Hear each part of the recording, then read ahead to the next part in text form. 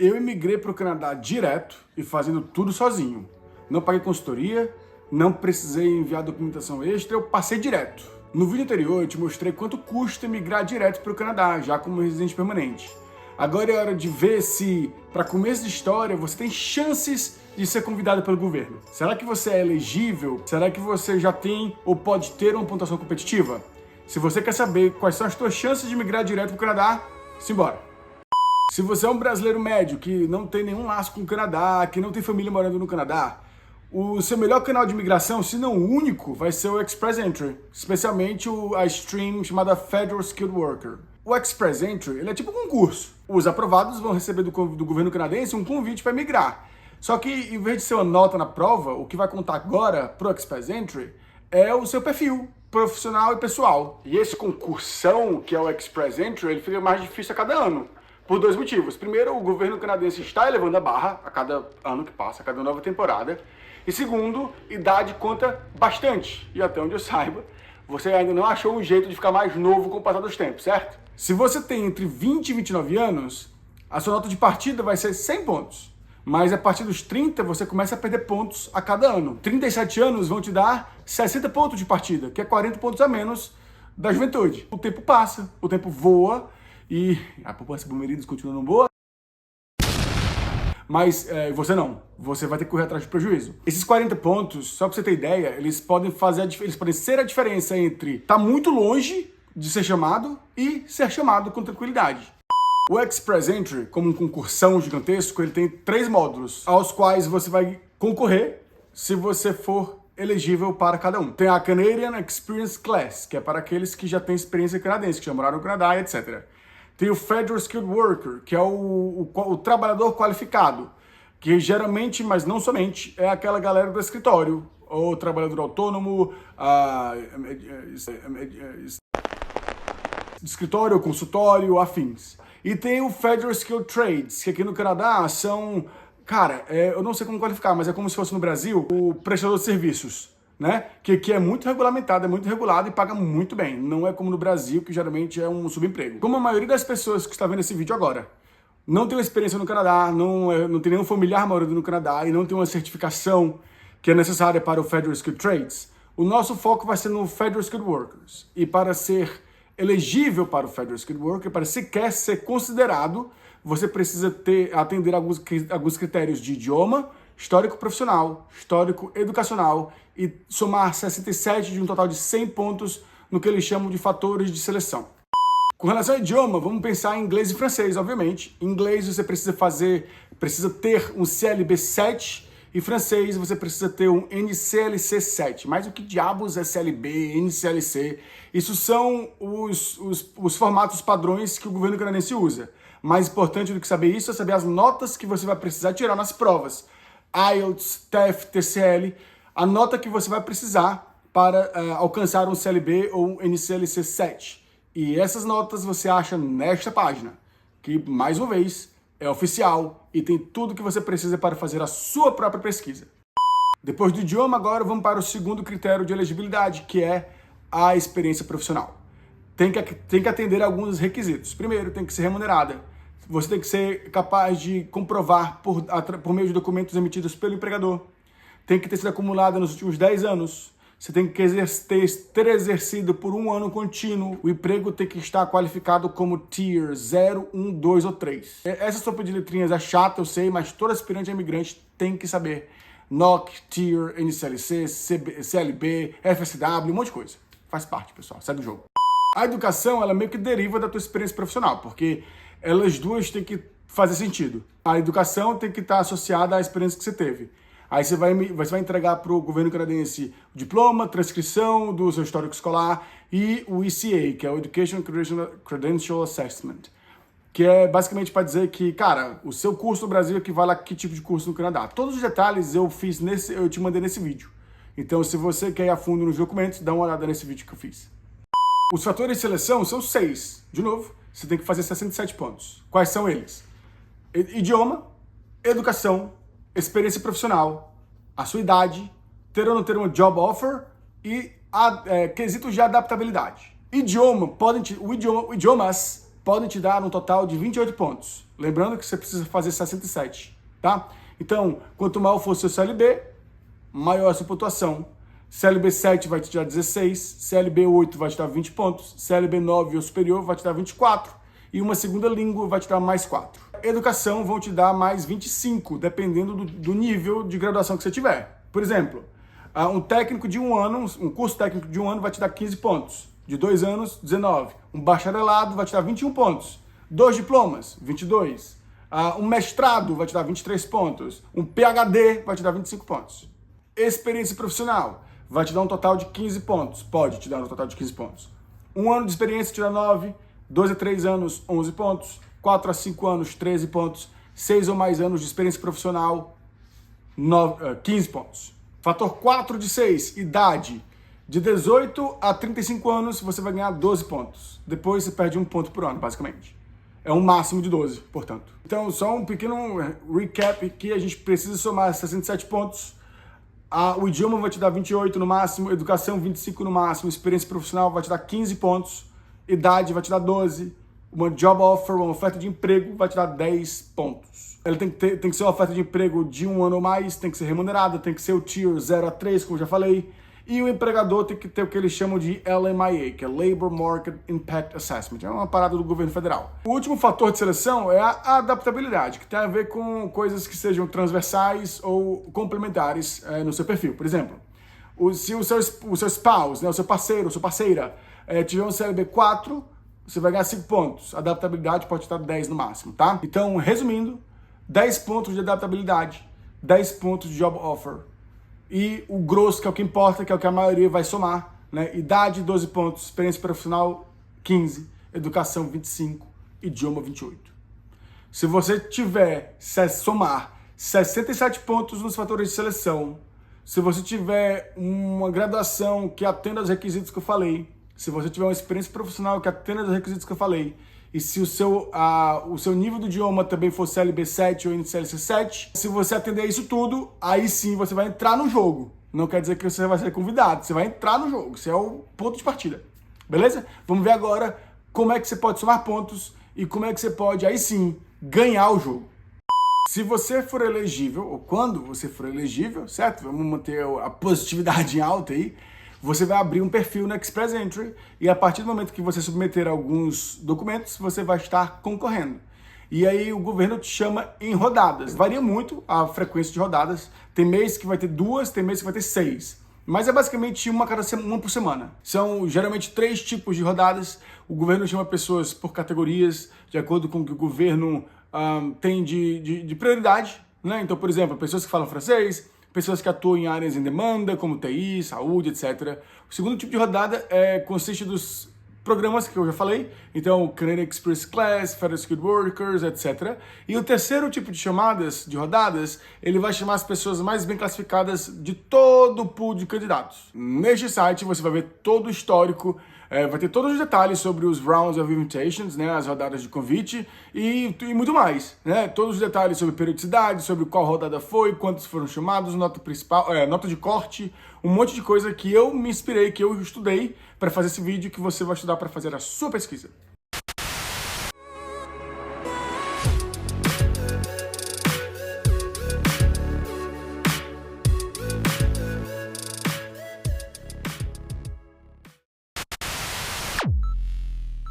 Você não vai dedicar energia e se inscrever no concurso se você não tem condições de passar, certo? Por isso, o nosso foco aqui serão estas benditas rodadas e a pontuação competitiva, uma pontuação mínima, que vai te deixar ao alcance do governo canadense. Então, a partir de agora, esquece aqueles fatores de seleção, a gente vai começar a pensar no CRS, que é o Comprehensive Ranking System. Os pontos que você vai somar, que vão te trazer para o Canadá ou te deixar de fora. E assim como nos fatores de seleção, o seu perfil profissional, educacional, de idioma, a idade, tudo aquilo que você já sabe, também vai contar para o CRS. Logo depois da pandemia, a gente imigrou com 508 pontos. 508 pontos, na época, era uma pontuação boa, mesmo se a gente esperou uns 2 meses para ser chamado. E hoje, se fosse hoje, com essa pontuação, a gente só teria chance nas rodadas por categoria especializadas para falantes de francês. Então, teria vários filtros aí para a gente conseguir ser chamado. E o curioso é que, quando a gente fez a nossa primeira consulta, no comecinho do processo de imigração, a gente tinha 470 pontos mais ou menos, 460, 470. Então a gente tinha que dar um gás para poder ter uma pontuação competitiva. A gente estava no limite ali, era o azarão da parada, entendeu? A gente teria que ter sorte para ser chamado, mas ainda com chances de. Então o que a gente fez? A Letícia deu gás no francês, para poder pegar um francês avançado, quase fluente, e eu dei o gás no inglês, para tirar a nota máxima do CLB. E foi isso que nos deu os 508 pontos que a gente precisava. O francês, que se liguem, pode ser o fiel da balança, que vai te deixar dentro ou fora, pode ser a chave da tua imigração. Eu vou explicar por quê, porque o francês dá muitos pontos no Express Entry, mas eu vou explicar por quê, mas por enquanto, diz aí, bota nos comentários, qual é o nível do seu francês? 1, nível 0, francês 0, 2, francês iniciante, 3, médio, 4, avançado. Eu só falo o nome de jogador. Agora, vamos focar um pouco nas tais das rodadas, né? Você depende delas para ser chamado, então vamos focar um pouco nelas. Deixar um pouco mais tangível isso, vamos colocar em números duros o que acontece durante o ano, por exemplo. Em 2024, o governo canadense fez 50 chamadas, que vai dar mais ou menos uma por semana, né? O ano tem 52 semanas, então uma chamada por semana. O maior número de chamadas foi para os programas provinciais, foram 14. Logo depois, 11 chamadas para falantes de francês, olha o francês aí. Logo depois disso, 10 chamadas para pessoas que já moravam no Canadá ou que já moraram no Canadá, pessoal da Canadian Experience Class. Logo abaixo, chamadas gerais, 9 chamadas gerais para os mais bem classificados, aí você vai ter 500 e muito pontos. 3 chamadas para pessoas que trabalham com saúde, com healthcare. 2 chamadas especializadas, focadas em pessoas que trabalham com trades. 1 chamada para pessoas que têm carreira em STEM, que é ciências, tecnologia e matemática e engenharia. 1 para quem trabalha com transporte e 1 para quem trabalha com agri-food, agricultura e comida. 50 chamadas ao todo, mas aí você tira 14 do PNP e 10 do SEC, do Canadian Experience Class, que são pessoas que têm que ter morado no Canadá já. Você tira 24, sobe uns 25, 26. Então é mais ou menos isso. Se você não tem laços com o Canadá, se você não tem nenhum tipo de experiência no canadense, você vai estar concorrendo a umas 26 chamadas por ano. Uma chamada a cada 2 semanas. Sabendo agora como são as rodadas, ou quanto são as rodadas, vamos falar de pontuação. O que te dá ponto? Basicamente, o grosso são 4 coisas: idade, idioma, educação e histórico profissional. Sendo que o idioma é inglês e francês, então 5 coisas. Além desses pilares, né, educação, idioma, etc., você vai ter alguns bônus. Por exemplo, se você tiver uma fluência alta no idioma, combinada com 2 diplomas, vai lá, uma graduação e uma pós. Se você tiver as 2 coisas, é o que eles chamam de habilidades transferíveis. Você vai poder usar essas habilidades em qualquer trabalho que você tiver. Então você vai ganhar pontos por isso. Se o seu francês for elevado, vou falar mais adiante, você vai ganhar mais pontos por isso. Então tem esses adicionais, assim como também se você tem algum sibling, algum irmão ou irmã que é PR ou cidadão, se você tem curso superior no Canadá, ou experiência profissional, ou a própria nomeação da província, obviamente, vai contar a favor. Antigamente, até o começo de 2025, ter uma job offer dava ponto, não dá mais. Em toda aplicação, você vai ter o aplicante principal. E aí o seu spouse, a sua esposa ou seu marido, eles não vão te dar muitos pontos, tá? Na verdade, você vai começar numa nota de partida menor e eles vão ter que recompor esses pontos perdidos. Por exemplo, só para fins de ilustração, tá? Didáticos. Vamos supor que a pessoa que vem sozinha, ela possa somar 200 pontos. Se a pessoa vem com um spouse, ela vai poder somar 160 e o spouse vai ser responsável pelos outros 40. Ele vai ganhar, ou ela vai ganhar pontuação em educação, idioma e com experiência canadense. E só. Agora dando um zoom em cada item que te dá pontos, começando pela idade. Se você vem sozinho, você vai poder conseguir um máximo de 110 pontos, mas vamos partir do pressuposto que está vindo o casal, a família. Então, você vai poder conseguir um máximo de 100 pontos. Se você tem entre 20 e 29 anos, você vai ganhar 100 pontos. Se você tem entre 30 e 44 anos, você vai perdendo 5 pontos a cada ano. Até chegar a 45, obviamente, quando você não faz ponto nenhum. Ou seja, você vai ter 100 pontos a menos do que a juventude. Se liga, por isso é importante ter pressa. Ok, então a idade vai te dar 100 pontos ou 110 se você vier sozinho. A educação, por sua vez, vai te dar um máximo de 140 para o principal, para o aplicante principal, e 10 pontos para o spouse. Essa, claro, é a pontuação do maior tipo de diploma, do maior nível de diploma, que é o doutorado, né, que vai te dar 140 pontos. Um mestrado vai te dar 126, por exemplo. Um bacharelado vai te dar 112. Um curso técnico de 2 anos vai te dar 91. Isso para o aplicante principal, mais os pontos que o spouse vai somar, limitado a 10 no máximo para o doutorado. Tem muito mais diploma do que isso, tem muito mais pontuação do que essas que eu falei agora. Você vai encontrar na página principal do governo, dá uma olhada lá, o link está na descrição. Ok, então temos educação, temos formação, idade, e agora temos idioma, uma fatia gigante do bolo que pode te dar até 170 pontos. 150 para o principal e 20 para o aplicante, para o spouse. Isso se divide na principal língua e na língua secundária. Por exemplo, o inglês como principal e o francês como secundário, certo? Se você e o seu spouse tirarem nota máxima no inglês, o aplicante principal vai ganhar 128 pontos, o aplicante secundário vai ganhar 20 pontos, somando 148. Esse é o CLB 10, por exemplo. Um CLB 8 vai dar 88 pontos para o principal, mais 12 pontos para o secundário, somando 100 pontos. E assim por diante. Tu vai do CLB 10 até o 4. O francês, ou a segunda língua, pode ser o contrário, obviamente, mas a segunda língua vai dar no máximo 22 pontos. Então, vai ser CLB 9, 10, vai dar 22 pontos, e somente para o aplicante principal. O aplicante secundário aqui não ganha ponto, o spouse não ganha ponto para a língua secundária, só para a língua principal. E, por exemplo, só vale CLB 5, 6, CLB 7, 8, CLB 9, 10. Eu coloquei aqui todo o breakdown de cada nota. E claro que, como eu já falei, CLB é um negócio que pode complicar mais do que simplificar. Então tem um gráfico de equivalência de nota do exame para CLB. Então, eu tirei essa nota no exame, qual é o meu CLB?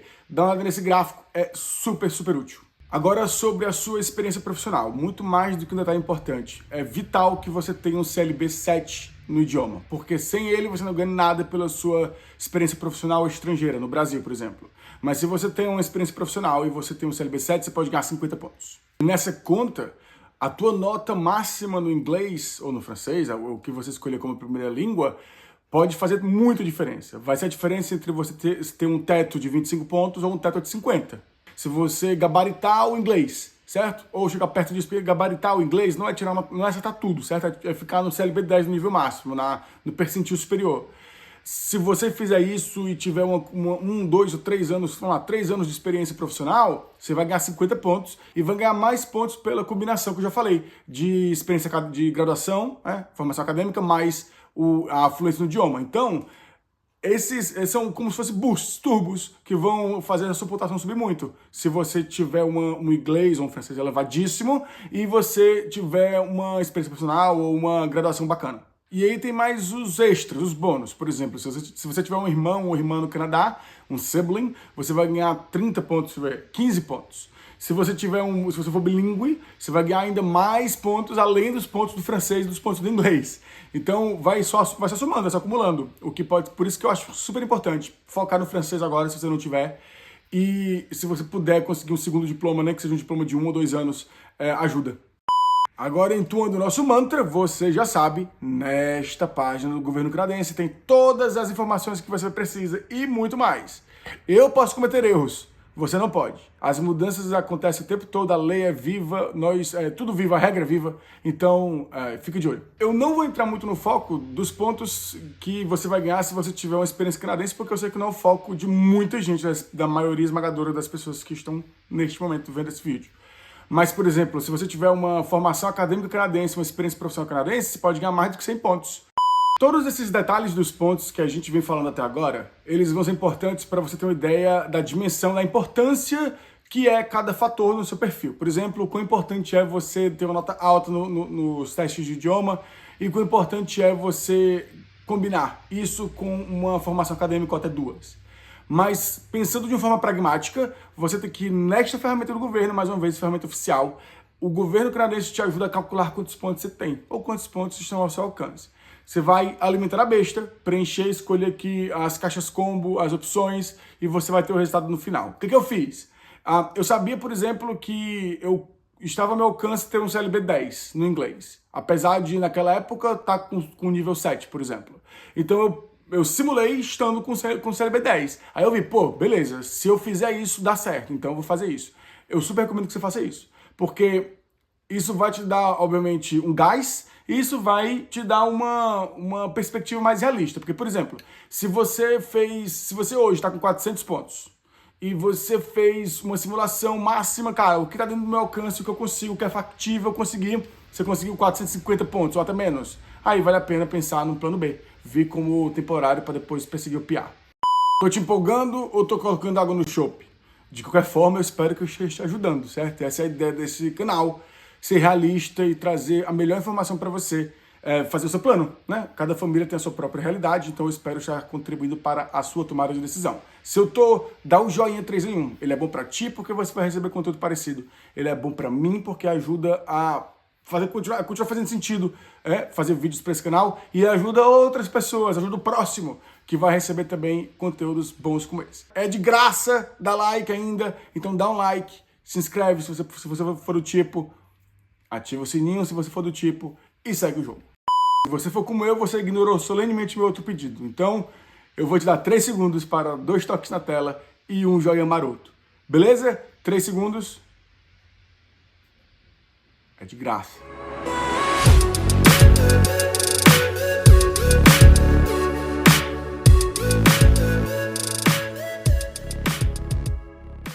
Tocando o barco. A tua caixa de ferramentas agora vai ter 3 delas, 3 ferramentas.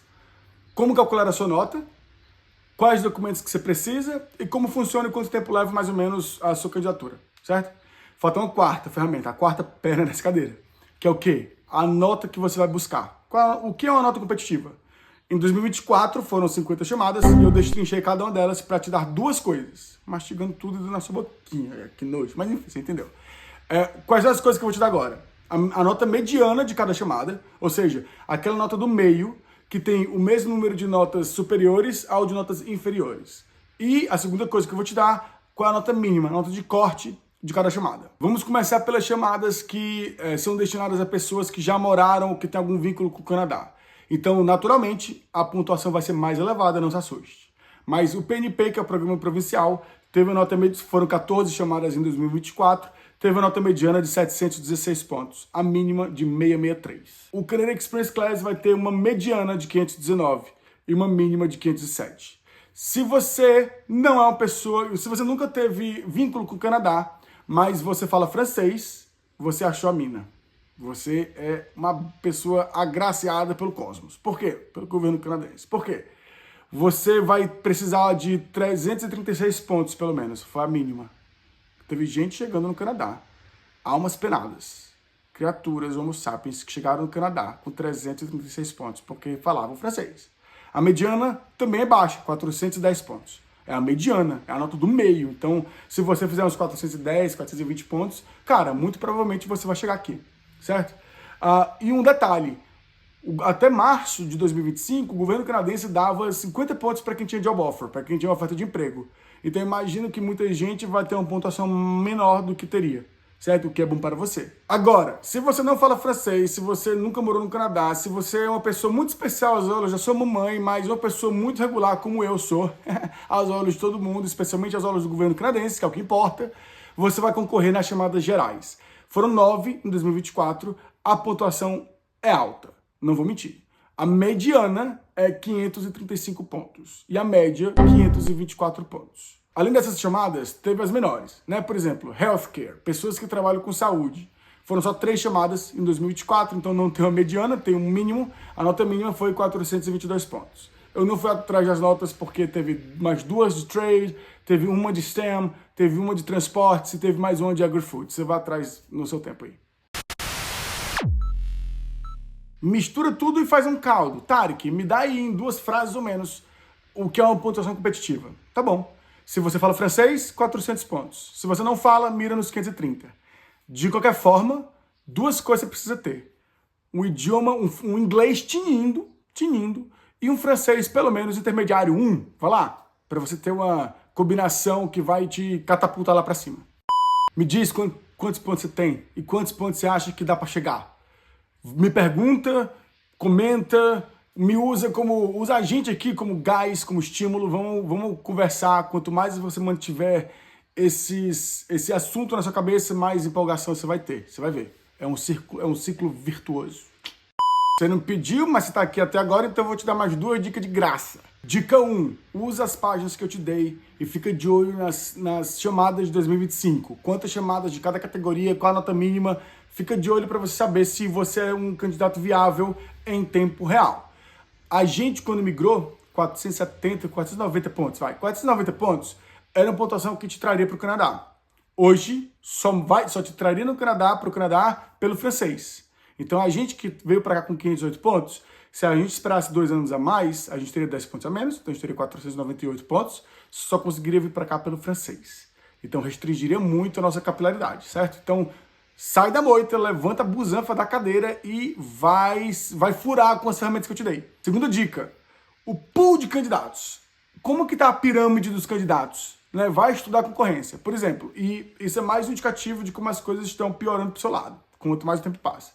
Por exemplo, na minha época, em setembro de 22, tinha cerca de 6 mil candidatos no pool, concorrendo com um perfil aberto no Express Entry, 6 mil candidatos com 500 ou mais pontos. Hoje, 22 mil candidatos, mais do que isso. Então, a pirâmide está só aumentando. Você não vai querer esperar 2 anos a mais. Já recebi perguntas do tipo, Tarek, tu acha que vale a pena eu mudar de profissão? Ou até eu me formar? Isso tudo vai depender do seu perfil. Eu não sou consultor de imigração, obviamente, mas, por exemplo, se a sua graduação ou o curso que você está fazendo vai te dar pontos que você precisa para ser um candidato viável, vá atrás. Mudar de profissão, não sei, porque existe um mínimo de tempo necessário exercendo a profissão. Né? 1, 2, 3 anos, enfim.